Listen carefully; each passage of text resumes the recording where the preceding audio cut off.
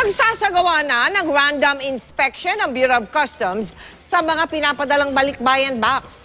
Yung ang isang binuksan, ref, na puno pa ng pasalubong ang laman. Aba, nakakaiwas po sa buwis yan. Nakatutok si June Veneracion. Kung dati halos hindi pinapansin ng Bureau of Customs sa mga dumarating na balikbayan box, ngayon, isinasailalim na ang mga ito sa random inspection. May mga binubuksang kahon.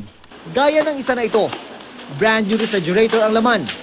Ang 6 cubic feet na ref, ginawang parang kahon. Nasa loob ang iba pang pasalubong. Walang scratches, walang dent. Okay. This is considered as brand new. We may treat this on a different way, like pag-additionally namin. Ang mga balikbayan box na makikitaan ng mga produktong highly taxable at commercial yung quantity o yung hindi lang pang personal na gamit ay i-hold at pagbabayarin ng tamang buwis. Ang consignee nito, ang hindi mababayaran ay kukumpiskahin pabor sa gobyerno. Kamakailan, mismong si Customs Commissioner Alberto Lina ang nag-inspeksyon sa ilang balikbayan box. May mga nakita siyang padala na pwede raw ikonsidera bilang smuggled.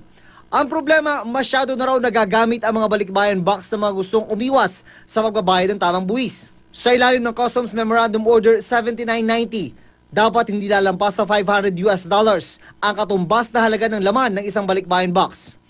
Nasa 400,000 na balikbayan box ang dumarating sa bansa kada buwan. Dumodoble pa ang bilang na yan kapag papalapit ang Pasko. Nasa 50 million pesos daw kada buwan ang nawawalang kita sa gobyerno. Because we're just trying to do our job, controversial. Kasi may tinatamaan eh. May nag-negosyo through the balikbayan box. Minsan, kalahati ng container puro boxes. Puro boxes ng home furnishings. Sa Oktubre, maglalabas ang bagong panuntunan ng customs sa pagpapadala ng mga balikbayan box. Dito rin malalaman kung itataas ang buwis sa mga dumarating na padala mula sa iba't ibang bansa. June Veneracion, nakatutok, 24 oras.